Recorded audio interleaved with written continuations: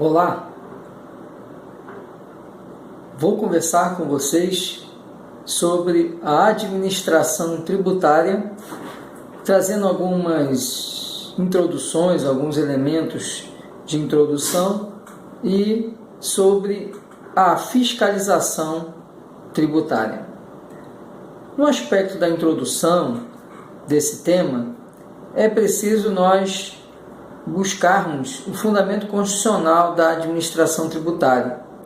E esse fundamento está inserido no artigo 37, inciso 22 da Constituição, que traz dentro dos princípios da administração pública a questão da relevância das administrações tributárias, ao classificar as administrações tributárias como atividades essenciais do Estado e importante para o funcionamento da administração pública, além de estabelecer que essa administração deve contar com servidores de carreira específica. Então, a administração tributária, ela tem um escopo especial dentro da Constituição, que inseriu dentro dos princípios da administração pública a característica peculiar da administração tributária, dado o relevante papel estratégico da mesma no funcionamento de todo a estrutura pública, de todos os órgãos públicos. E o Código Tributário, ele divide a administração tributária em três grandes grupos, em três partes. Uma parte se refere à fiscalização, outra parte à dívida ativa e outra à certidão negativa. O que vem a ser a fiscalização? Fiscalização é uma função de controle e ela reside na finalidade de que a administração fazendária faça cumprir e verifique o cumprimento da legislação tributária, já que ela é de extrema relevância e fundamental para que haja arrecadação. Lembrando que a arrecadação tributária é um meio que fará com que o Estado realize as demais funções, suas demais atividades.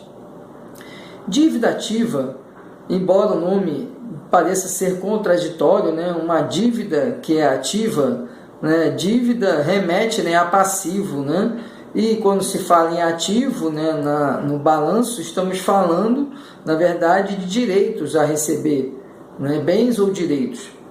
A denominação dívida ativa, portanto, trata dos créditos que a Fazenda Pública tem a receber. Todos os direitos, todos os créditos que a Fazenda Pública tem a receber são registrados contabilmente numa conta de ativo. Então, elas seriam créditos a receber que recebeu o nome na contabilidade pública de dívida ativa. E certidões negativas, quando a gente fala em certidão, estamos falando em um ato da administração pública que declara algo. Na administração fazendária, a certidão tem a finalidade de informar se uma pessoa, um contribuinte, é devedor ou não de um tributo. E a certidão negativa, como o nome diz, ela declara que uma pessoa, um contribuinte, não tem dívidas com aquele ente público. Mas nós vamos agora esmiuçar cada uma delas. Nesse vídeo vamos falar da fiscalização e em outro vídeo eu vou comentar sobre a dívida ativa e a certidão negativa. No aspecto da fiscalização, chama a atenção logo o artigo 194 do Código Tributário, que estabelece que a legislação tributária poderá estipular outros instrumentos para a fiscalização de tributos, além dos previstos no Código Tributário. Então, o que nós temos? No Código Tributário temos normas gerais e temos regras gerais sobre a fiscalização, mas a legislação de cada tributo poderá trazer mecanismos, poderes, instrumentos específicos de acordo com a natureza de cada tributo. É interessante ainda que o parágrafo único do 194 nos lembra de um assunto que já foi muito conversado né, que ele diz que todos os contribuintes, todas as pessoas, são obrigadas a prestar informações ao fisco, mesmo que gozem de isenção ou imunidade. Ou seja, ainda que sejam imunes ou isentos, os contribuintes não estão dispensados do cumprimento das obrigações acessórias. E o artigo 195, ele vem afastar qualquer norma, qualquer determinação que leve sigilo a documentos fiscais ou livros fiscais, né? Dizendo que nada pode excluir do exame da administração tributária livros, documentos fiscais, outras obrigações, mercadorias, né? Porque isso justamente é a supremacia do interesse público sobre o privado. É indispensável para a arrecadação dos tributos o exame da regularidade das atividades fiscais de cada contribuinte. É óbvio que, ainda que esses documentos sejam alcançados de sigilo, eles não poderão ser, obstados, não poderão ser bloqueados do acesso da Fazenda Pública. Mas isso não significa que a Fazenda Pública não deverá manter sigilo das informações que obtiver. Então, o fato de um documento ser sigiloso não impede o exame pela Fazenda Pública. O que acontece é que o sigilo vai prosseguir, já que a Fazenda deve manter o sigilo, mas para a Fazenda não podem ser alegados como meios de obstar a entrega de documentos o argumento do sigilo. Interessante lembrar também da súmula 439 do Supremo, que essa súmula já afirmava que todos os documentos, todos os livros fiscais estão sujeitos à fiscalização da Fazenda Pública, a fiscalização da administração fazendária. O artigo 196 traz para a gente um bom parâmetro que já foi conversado quando nós falamos de denúncia espontânea, porque ele fala que a autoridade fazendária que vai iniciar a fiscalização, ele tem que lavrar os termos, os documentos necessários para formalizar esse ato. Por quê? Porque nós vimos que os tributos são cobrados mediante atividade administrativa plenamente vinculada. E por ser plenamente vinculada, o ato de fiscalização ele deve ser cientificado de modo claro ao contribuinte, de maneira que ele saiba que está sendo fiscalizado, a partir de quando vai iniciar ou iniciou a fiscalização, quais são os parâmetros, quais são os elementos que serão fiscalizados e o tempo de duração da fiscalização. Tudo isso deve constar nesse documento, chamado de termo de início de ação fiscal, que o Código Tributário fala em livro, mas que hoje já não se usa mais especificamente um livro, e sim esses termos são lavrados eletronicamente. O artigo 197 do Código Tributário nos lembra todos aqueles que são obrigados a prestar informações ao fisco. E o mais importante é o seu parágrafo único. Resumidamente, o artigo 197 diz que qualquer pessoa que tiver informações fiscais de terceiros deve prestar informações ao fisco quando requisitado.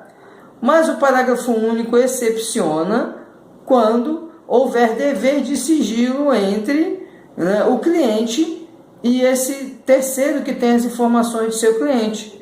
É o caso, por exemplo, do advogado. O advogado é obrigado a prestar informações ao fisco.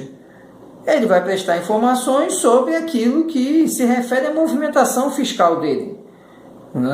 Agora, aquilo que o cliente repassar para ele para fins de ajuizamento de ação, para fins de consultoria tributária, para fins de auditoria tributária, enfim, de qualquer ato que o advogado desempenhe no interesse de seu cliente, essas informações estão protegidas pelo sigilo profissional do advogado e, portanto, ele não deverá informar, com base exatamente no 197, parágrafo único do Código Tributário.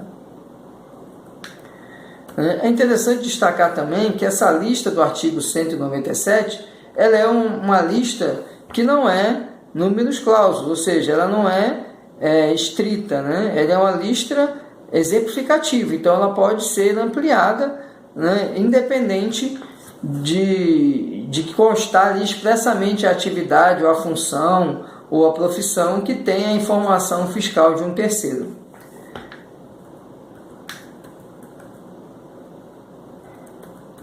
E então, sobre a fiscalização, nós podemos apontar 2 deveres que são inerentes à fiscalização tributária. O primeiro dever é o de documentar o início da ação fiscal, que é o dever do artigo 196 do Código Tributário. Então, a administração tributária, apesar de ter muitos poderes, ela tem deveres. E o primeiro dever é que, para ele exercer a fiscalização, ele tem que documentar o início da ação fiscal, que é o que estipula o artigo 196 do Código Tributário. E quais são os efeitos desse ato de documentar o início da ação fiscal? O primeiro efeito é que ele cientifica o contribuinte do início da ação e de sua duração. Então, ele dá ciência ao contribuinte de quando iniciou a fiscalização e até quando ela vai. Segundo, ele antecipa a contagem do prazo decadencial.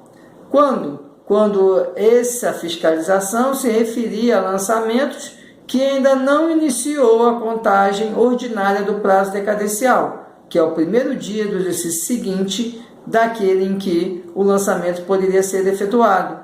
Se ele toma qualquer medida durante o ano em que aconteceu o fato gerador, essa medida fiscalizatória antecipa a contagem do prazo decadencial.